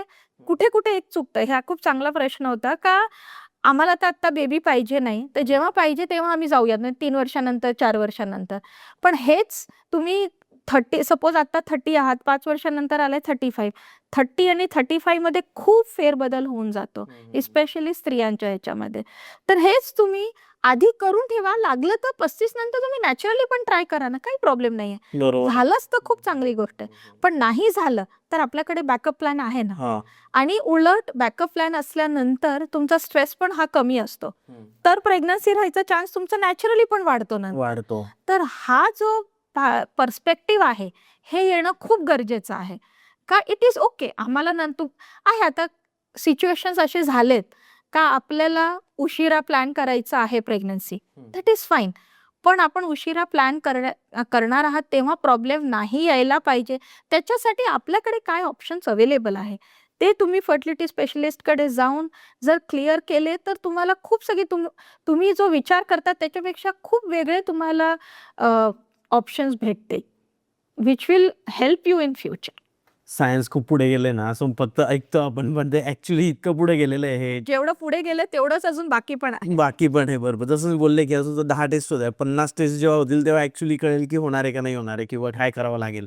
येस मॅम, IVF ही जी प्रोसेस आहे ना, तर ही काय प्रोसेस आहे मला तुम्ही त्याबद्दल सांगा. म्हणजे की स्टार्टिंग पासून IVF ची प्रोसेस स्टार्ट होण्यापासून एंड पर्यंत मला ती पूर्ण प्रोसेस एक्सप्लेन करा तुम्ही. कारण या प्रोसेसमध्ये मी असं पाहिलंय की लोक खूप इमोशनल होतात, कारण त्याच्यात इंजेक्शन असतात, स्ट्रेस असतो, भरपूर गोष्टी असतात. तर तुम्ही एक्सप्लेन करा. IVF आहे ना ॲक्च्युली जेवढं लोकांना वाटतं ना का खूप कॉम्प्लेक्स प्रोसेस आहे, तो नाही. असे येतात पेशंट, मला IVF नाही करायचं, खूप पेनफुल प्रोसेस आहे. नाहीये ॲक्च्युली. आता एवढं स्टँडर्डाइज झालेलं आहे प्रोसिजर. हा इमोशनल आहे नक्की, पण पेनफुल प्रोसिजर ॲज सच नाही आहे तो. म्हणजे ह्याच्यामध्ये बेसिक आहे, जे शुक्राणू आणि स्त्रीबीज नॅचरली शरीरामध्ये फ्यूज व्हायला पाहिजे ते न करता आपण बाहेर फ्यूज करणार आहे. तर त्याच्यासाठी आपल्याला जास्त स्त्रीबीज बनवून घ्यायला लागतात, ज्याच्यासाठी इंजेक्शन घ्यावे लागतात. आधी इंजेक्शन कसे होते, भारी होते, कमरेवर घ्यावे लागायचे, पेनफुल असायचे. आता ते पण खूप रिफाईन झाले. एवढ्या बारीक निडल्स असतात, पेशंट फोनवर बोलत बोलत येतात, कॉल असतो त्यांचा, येतात, इंजेक्शन घेऊन निघून सुद्धा जातात. सो ज्यांना खूप भीती आहे ना का IVF खूप पेनफुल आहे, ती ॲक्च्युली भीतीसारखं काहीच नाही आहे. एक 10-12 दिवसाचे इंजेक्शन्स राहणार. हां, एवढं आहे का तुम्हाला जॉबसोबत ते वेळेवर येणं, वेळेवर इंजेक्शन घेणं, तो एक स्ट्रेस राहतो. म्हणजे तो इमोशन थोडासा डिफिकल्ट आहे. पण तो प्रोसेस जे आहे इंजेक्शन येणं, घेणं, ते एवढा मोठा नाही आहे ते. आणि ते 10 दिवस इंजेक्शन घेतल्यानंतर मग आपल्याला जेव्हा स्त्रीबीज काढायचं असतं तेव्हा ॲडमिट करायचं असतं. आता जेव्हा ॲडमिट करतो तेव्हा पण काही असे टाके-बिके काही पडणार नाहीये. अंडर सोनोग्राफी गाईडन्स आपण स्त्रीबीज काढून घेतो. जशी आपण सोनोग्राफी नॉर्मली OPDमध्ये करतो तसंच सोनोग्राफी करून आणि स्त्रीबीज काढून घेतले जातात. आणि मग हसबंडनी सिमेन सॅम्पल दिले असतात, त्याच्यामधून आपण शुक्राणू चांगले जे आहेत ते घेतो आणि मग त्याला फ्यूज करतो आणि 3 दिवसानंतर किंवा 5 दिवसानंतर त्याचा गर्भ बनतो. सो IVF हा जो एक मोठा असं हे झालेला आहे का खूप मोठा प्रोसिजर आहे, डिफिकल्ट प्रोसिजर आहे, बेड रेस्ट लागतं, ऑफिसमधून खूप सुट्ट्या घ्याव्या लागतील, ॲक्च्युली असं नाही आहे. सो आहे, it is expensive, that is true. So the pain is on the pocket, not really on the body. Exactly. किती खर्च येतो मॅम तरी? एक साधारण एक आपण IVF प्रोसिजर केला तर it will vary from centre to centre. Centre to centre and also case to case, कपलच्या case to yes, case. Yes, yes, definitely. So तो एक 2 लाखाच्या आसपास, 2 ते 2.5 समजून घ्या, ज्याच्यामध्ये एंड टू एंड सगळंच. तुमच्या इंजेक्शनचे कॉस्ट, सोनोग्राफीचे कॉस्ट, ब्लड टेस्टचे कॉस्ट, ॲडमिट करणं, स्त्रीबीज काढणं, फ्यूज करणं, गर्भ बनवणं आणि गर्भ टाकणं. हे साधारण 2-2.5 पर्यंत होऊन जाते एक सायकल जर करायची असेल तर. आणि त्याच्या मेडिसिन्स वगैरे असतात त्या पण सगळं- त्याच्यात सगळं- सगळं मिळून 2 ते 2.5 लाखापर्यंत ही प्रोसेस आहे. Yes. चान्सेस किती आहे मॅम IVF सक्सेसफुल होण्याचे 100 पैकी? मी असं नाही म्हणते की ते तुम्ही जर नंबर बोलला ते तसंच आहे, बट तुमच्या अनुभवाप्रमाणे तुम्ही सांगा. हे कसं आहे, जर तुम्ही एका सेंटरची सक्सेस रेट पाहिली तर त्या सेंटरमध्ये सगळ्या प्रकारचे पेशंट येणार. तर अदरवाईज सक्सेस रेट 50-60% पर्यंत असते. पण हे तुम्ही घेऊन येणार का 60% तुम्ही सांगितलं. जर तुमचे स्त्रीबीज खूप कमी आहे किंवा तुम्हाला खूप म्हणजे किंवा हसबंडचे शुक्राणू एकदमच बॅड आहेत किंवा युट्रस चांगलं नाही, तर त्या केसेसमध्ये 20-25% पण चान्स असू शकतो. आणि काही लोकांचं असं आहे का तुम्हाला बाकी सगळं सुंदर आहे, फक्त गर्भनलिकेमध्ये प्रॉब्लेम आहे. तर त्यांच्या केसमध्ये 70-80% पण असू शकतो. पॉसिबिलिटी. सो ही possibility will vary from person to person, from case to case. Basically का आपण IVF तुमच्यामध्ये करत का आहोत, त्या reason is one of the most important factors का सक्सेस रेट काय राहील. आता काही काही लोकांना डोनर एगची गरज पडते. तर डोनर एगनी जेव्हा आपण ट्राय करतो तेव्हा बिकॉज द डोनर ऑलरेडी तिला बेबी आहे, तर ती तर फर्टिलिटी तिचं प्रूव्हन आहे. तर अशा केसेसमध्ये प्रेग्नन्सी व्हायचा चान्स 70-80% असतो. तर you cannot compare apples and oranges असं आहे. पण ओव्हरऑल सगळेच आपण केसेस ॲड केले आणि त्याचा मग सक्सेस रेट काढला तर around 50-60% patients who drop in at your clinic will conceive. त्यांच्या चेहऱ्यावरचं हास्य वेगळंच राहत असेल ना मॅम, म्हणजे की इतके वर्ष ट्राय करून मग नाही होत बट फायनली होतं. आणि मग आत्ताच एक ते पेशंटची ब्लड टेस्ट व्हॅल्यू आली, ती 1-2-3 वर्षापासून मला पाहत होती आणि काहीतरी 2-3 IVF तिचे कन्सीव्ह नाही झाले आणि 4थ्या ह्याच्यात कन्सीव्ह झाले. तर आमचं आत्ता हेच बोलणं झालं का आता हे T20 वर्ल्ड कपचा जो सेलिब्रेशन आहे ना, त्याच्यापेक्षा मोठं फुलफिलमेंट हे आहे. म्हणजे ते पेशंटची लाईफ अख्खं ते म्हणजे त्यांचा दृष्टिकोन टुवर्ड्स लाईफ चेंज होतो आणि ते खूप फुलफिलिंग आहे. म्हणजे तो आनंद हा खूप छोटा शब्द आहे. एवढं फुलफिलिंग असतं की as a doctor you could make a difference to someone's life as a couple, as a family. बरोबर आहे. मोठं वेगळं सुख आहे ते एक आयुष्यातलं. ॲब्सोल्युटली. आजपर्यंत मॅम तुमच्याकडे जेवढे केसेस आलेले आहेत, किती वर्षापासून ट्राय करत होते आणि इतक्या वर्षानंतर लग्नाच्या त्यांना बेबी झाला, अशी काही केस की सगळ्यात जास्त तुम्ही असं पाहिलं की इतक्या वर्षानंतर त्यांना बेबी झाला आपल्या ट्रीटमेंटने? आता खूप केसेस असे झाले. पण एक केस आत्ताच मला जे लक्षात येते, एक 17 वर्ष झाले होते लग्नाला. इथले नव्हते, तर मग बाहेरून आले होते आणि ते फर्स्टच ह्याच्यामध्ये झालं, ट्विन्स झाले. तर ते एक मला एकदम आता असं लक्षात क्लिक झालं तुम्हाला? क्लिक झालं.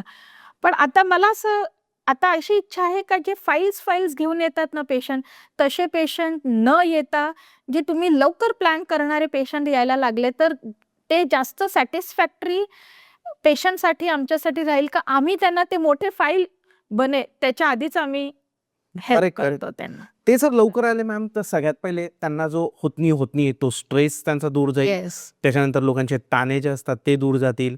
त्याच्यानंतर खर्च वाचेल. खूप मोठा. खर्च वाचेल आणि जे मूल त्यांना पुढच्या 15-20 वर्षानंतर किंवा 10-12 वर्षानंतर होणार आहे, ते त्यांना 1-2 वर्षात होऊन जाईल. कारण हा फायनान्शियली पण खूप मोठा विषय आहे. जेव्हा तुमची मुलं म्हणजे आजकाल असे विषय की 37-38 वर्षाचे पॅरेंट्स होऊन जातात, तेव्हा त्यांचा 1-2 वर्षाचा मुलगा असतो हो, हो. आणि मग ते स्कूलला त्याला घेऊन जातात, तेव्हा यांचे केस पांढरे झालेले असतात. Actually. अशा गोष्टी घडताय.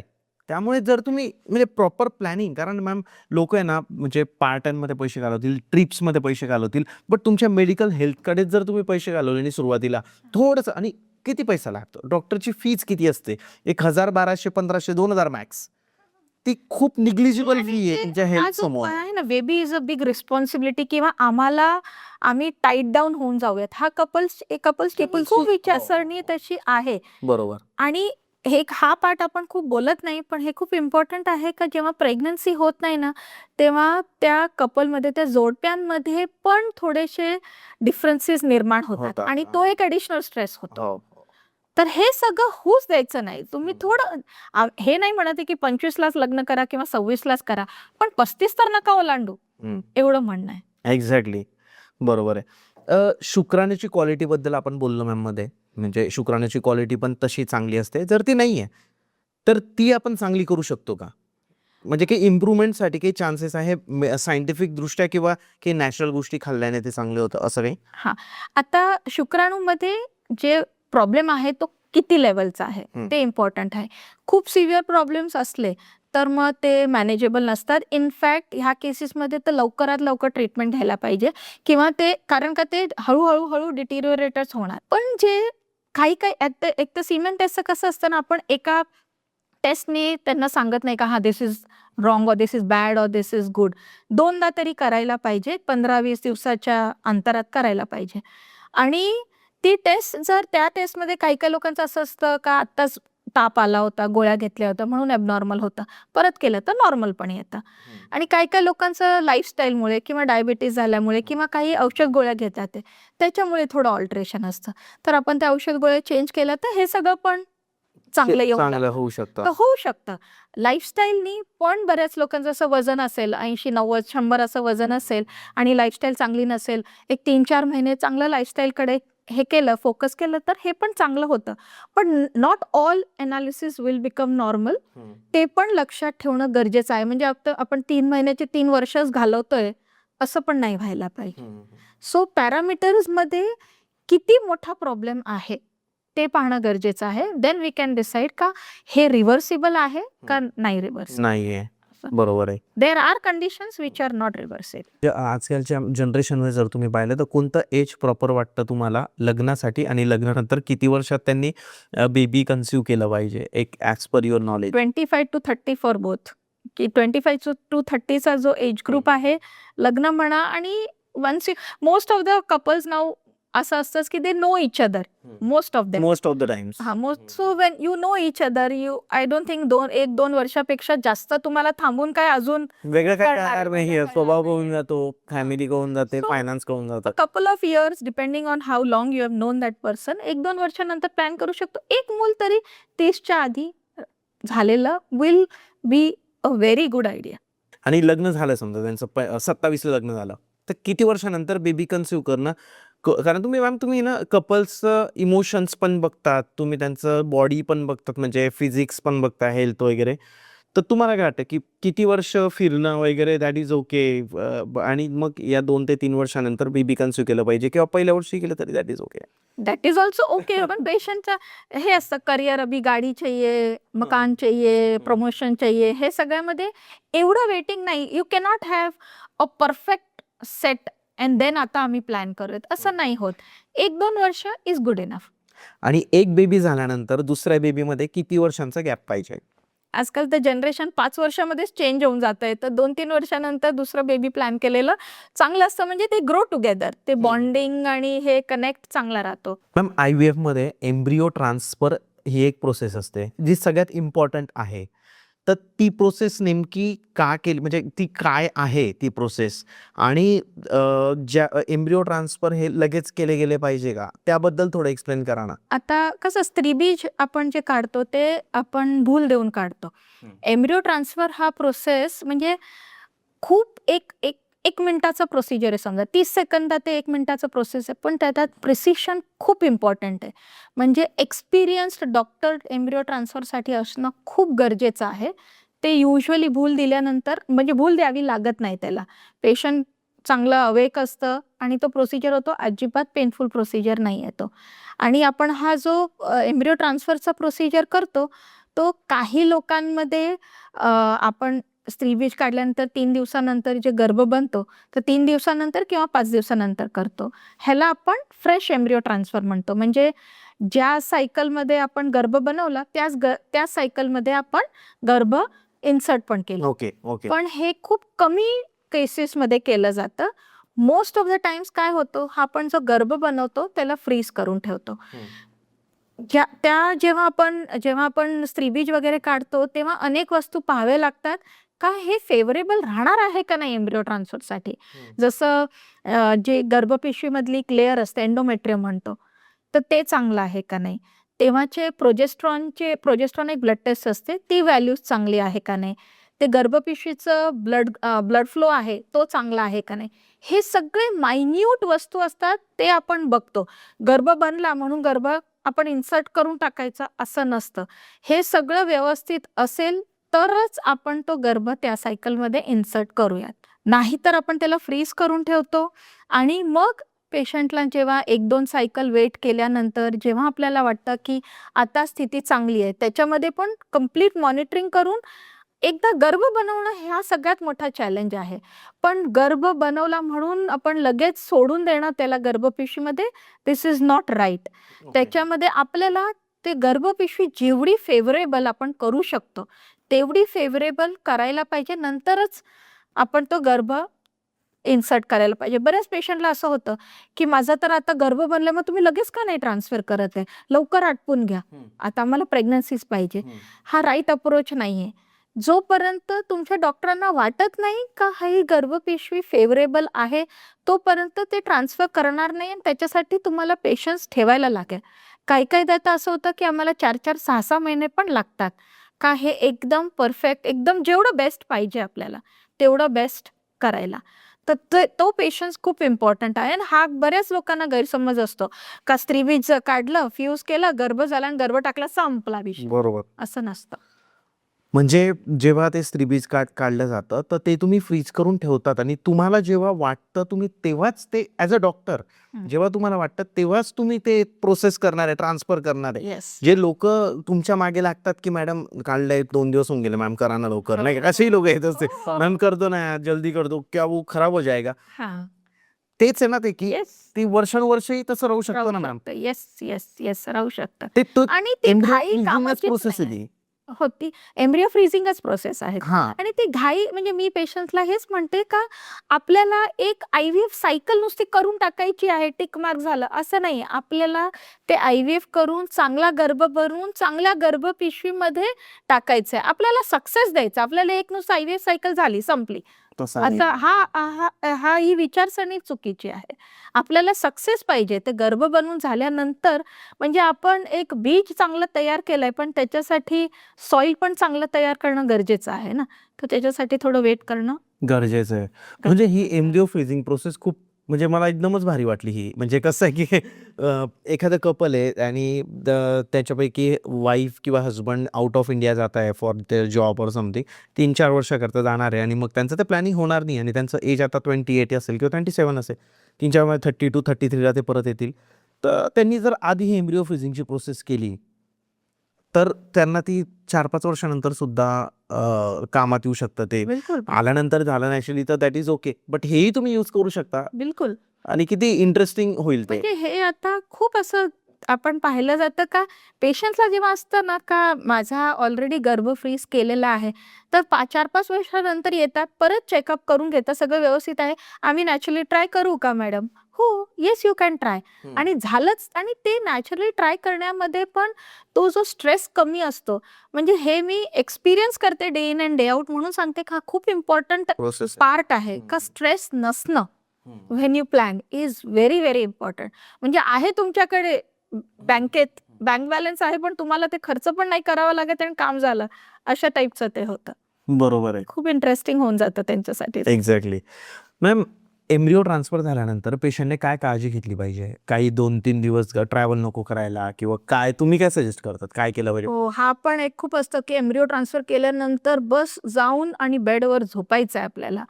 अजिबात असं नाहीये. एम्ब्रिओ ट्रान्सफर झाल्यानंतर पेशंट स्वतःहून उठून चालून जाऊ शकतं. स्ट्रेस नाही घेणं हाच सगळ्यात मोठा फॅक्टर आहे, जे आम्ही पेशंटला म्हणतो तेच फॉलो नाही करत. बाकी हे नाही खाणार, ते नाही खाणार, हे सगळं फॉलो करतात. पण स्ट्रेस न घेणं हे सगळ्यात इम्पॉर्टंट आहे. बाकी भारी वजन नाही उचलणं हे ते जे बेसिक Normal आहे, आहे त्या गोष्टी. पण ते तर आजकाल नॉर्मल लाईफस्टाईलमध्ये पण भारी वजन कोणतं उचलतं आपण कुकरशिवाय?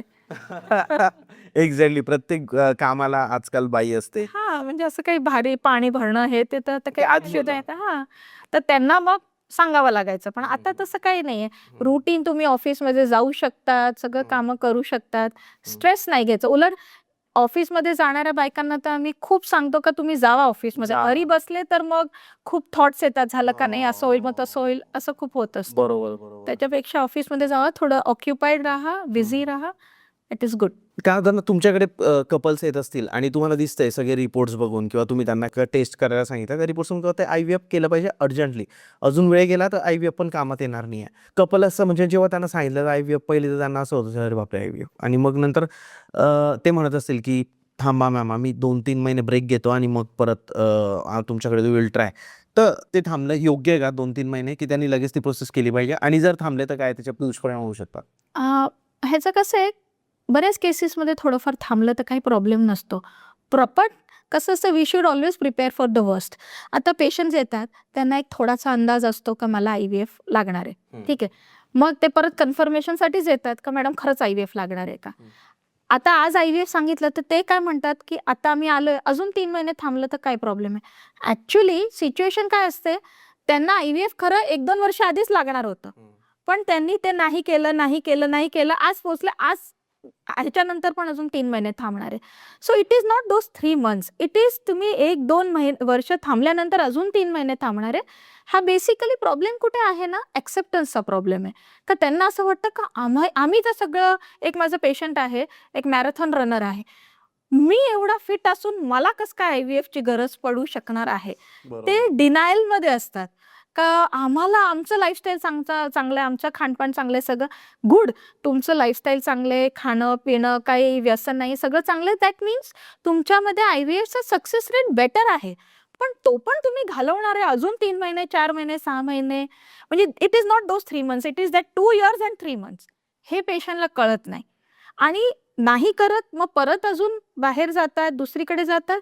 इनफॅक्ट तुम्ही एक डॉक्टरकडे राहून जे त्या 3 महिन्यामध्ये तुम्हाला जो सपोर्ट देऊ शकतात, तो तरी सपोर्ट घ्या. म्हणजे जेव्हा तुम्ही मेंटली रेडी व्हाल IVFसाठी, तेव्हा मग सक्सेसला प्रॉब्लेम नाही येणार. हे समजणं खूप गरजेचं आहे पेशंट्सला. इमोशनल हे कसं असतं आहे, इट इज डिफिकल्ट. पण कधीच असं नसतं का तुमची आज अगदी मनस्थिती परफेक्ट आहे, का मी आता करायला तयार आहे, असं कधीच होत नाही. जेव्हा तेव्हा करायची वेळ येते, तेव्हा तुमची मनस्थिती थोडीफार तर हलणारच आहे. बरोबर. आणि इट्स ओके. राईट.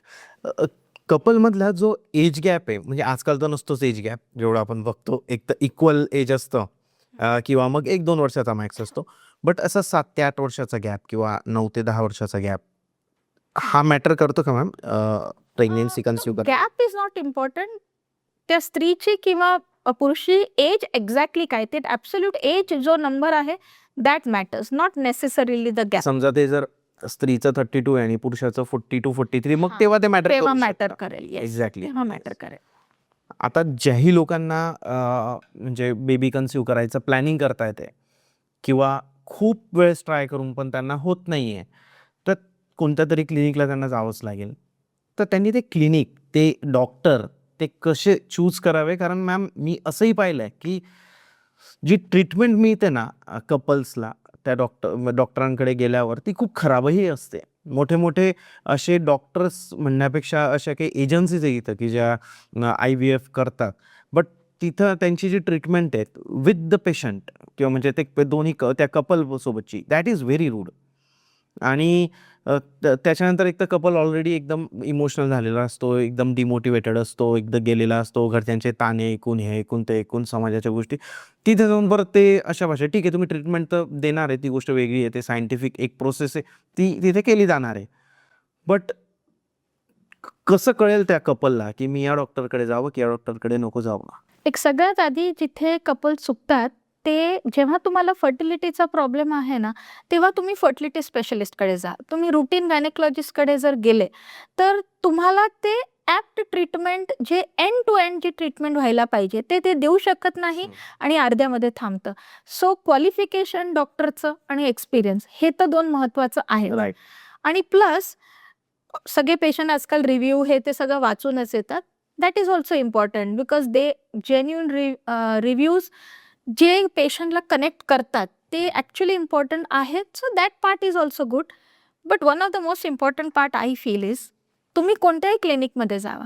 क्लिनिकमध्ये गेल्यानंतर तुम्ही तिथल्या कोऑर्डिनेटरला किंवा स्टाफला किंवा डॉक्टरला, तुम्ही त्या क्लिनिकमध्ये जे पेशंट कन्सीव्ह झालेत ट्रीटमेंट घेऊन, IVF असो, IUI असो, जे काय असो ते, किंवा जे नाही कन्सीव्ह झालेत, या दोन्ही कॅटेगरीच्या पेशंटशी आम्हाला तुम्ही कनेक्ट करून द्याल का? हा एक मुद्दा ठेवा आणि त्यांच्याशी बोला. जेव्हा तुम्ही पेशंट टू पेशंट बोलाल, patients who have succeeded also with the clinic and patients who have not got result with the clinic. पण डॉक्टर काय हा देव नाही आहे. काही सक्सेसफुल होईल, काही नाही होणार सक्सेसफुल. पण डॉक्टरची सगळ्यात मोठी ओळख माझ्या हिशोबाने हीच आहे का जे पेशंटचं सक्सेस नाही झालं, तरी तो पेशंट हे म्हणणार की डॉक्टर तुम्ही आणि तुमच्या टीमनी जे तुम्ही माझ्यासाठी करू शकत होते, ते तुम्ही केलं. पण माझ्या नशिबाच्या पलीकडे तर कोणी जाऊ शकणार नाही. पण तुम्ही तुमचं बेस्ट केलं. हा जर फीलिंग ज्या पेशंटला सक्सेसफुल नाही झालंय त्याला जर येत असेल, That means that clinic is doing the best that they can. It is just not doing नुसते IVF cycles. फक्त ते कमर्शियल जो aspect असतो फक्त तो नाही आहे. They actually are giving good treatment and good experience basically to the patients who come for treatment. हा खूप महत्त्वाचा मुद्दा आहे. तर गाईज आपण जसं पाहिलं की ही जी पूर्ण प्रोसेस आहे सिम्पल आहे. फक्त याच्यात 3-4 गोष्टी ज्या तुम्ही लक्ष ठेवल्या पाहिजे. एक म्हणजे तुमची लाईफस्टाईल, एक म्हणजे स्ट्रेस तुमचा जो असतो तो, कपलमधलं प्रेम, या सगळ्या गोष्टी आहेत त्याच्यामध्ये. आणि मॅमसारख्या डॉक्टर्स आहेत आपल्यासोबत की जे आपल्याला याच्यामध्ये मदत करू शकतात. जर तुम्हाला फ्री म्हणजे फक्त जाणून घ्यायचं आहे की ही प्रोसेस कशी आहे, काय आहे आणि म्हणजे काय केलं जातं क्लिनिकला गेल्यानंतर, तर त्यासाठी तुम्ही कम्युनिटी जॉईन करू शकता ज्यामध्ये फ्री सेशन तुम्हाला मिळतील. त्यासोबतच जर तुम्हाला काही केस स्टडीज बघायच्या आहे, म्हणजे काय असतं ना की आपल्यासोबत एखादी गोष्ट घडते बट आपल्यासारखे 100 लोक ऑलरेडी त्यांच्यासोबत जर ती गोष्ट घडलेली आहे, त्या गोष्टी जर तुम्हाला, त्या स्टोरीज जर तुम्हाला वाचायच्या असतील तर तुम्ही डॉक्टर सीमा जैन नावाने लिंक्डइनवर सर्च करू शकतात. तिथं तुम्हाला पूर्ण या केस स्टडीज बघायला मिळतील, वाचायला मिळतील, ज्यामुळे तुम्हाला असं नाही वाटणार की हे फक्त तुमच्यासोबत घडतंय. आणि कितीही प्रॉब्लेम असले आयुष्यामध्ये तरीसुद्धा, कितीही ते होत नसलं तरी अशा लोकांचे ते त्यांना बेबी झाले, त्यामुळे तुम्हाला एक वेगळा कॉन्फिडन्स मिळेल. आणि जर तुम्हाला मॅमसोबत कनेक्ट व्हायचं असेल तर तुम्ही क्लिनिकसोबत कनेक्ट होऊ शकतात, अपॉइंटमेंट घेऊ शकतात. ते नंबर मी डिस्प्लेला आणि डिस्क्रिप्शनमध्ये टाकले. लिंक्डइन प्रोफाईल, इंस्टाग्राम प्रोफाईल, त्यासोबत कम्युनिटीला जॉईन करण्याची सगळ्या लिंक्स मी डिस्क्रिप्शनमध्ये टाकल्या आहे. तुम्ही मॅमसोबत कनेक्ट करू शकतात. मॅम तुमचं खरंच मनापासून धन्यवाद. आपल्या ऑडियन्सला जाता जाता काय सांगाल? बेबी कन्सीव्ह करण्यासाठी काही मंत्र द्याल का? सी द डॉक्टर अर्ली सगळ्यात महत्त्वाचं आहे का फर्टिलिटी स्पेशलिस्टकडे तुम्ही प्रेग्नन्सी प्लॅन करायच्या आधी जावा. सेकंड की जर तुम्हाला ॲडव्हान्स ट्रीटमेंटची गरज पडत असेल तर असा नका विचार करू का हे माझ्यासोबतच का होतंय, काय आहे. हे खूप कॉमन झालेलं आहे. खूप स्ट्रेस घेऊ नका. डॉक्टरकडला जाऊन भेटा, एकदा तुम्हाला सगळी क्लॅरिटी मिळेल. आणि इव्हॅल्युएशन हे स्त्री आणि पुरुष दोघांचं व्हायला पाहिजे in detail. Right. Thank you sir.